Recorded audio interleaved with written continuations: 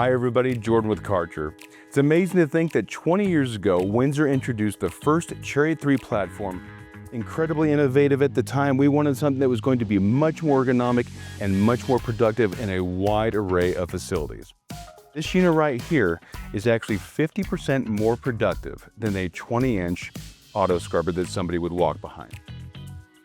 The biggest innovation, safety. As you're actually standing on top of the platform, you have a really significant field of vision around you. Also in terms of ergonomics, I'm actually riding, so I don't have to be walking on concrete or hard surfaces for extended periods of time. So this right here is the latest innovation in the Chariot family. This is the Chariot 4. And we've made a few updates and upgrades to it, including a much more ergonomic platform. It also has a steering wheel that has been offset to the right side.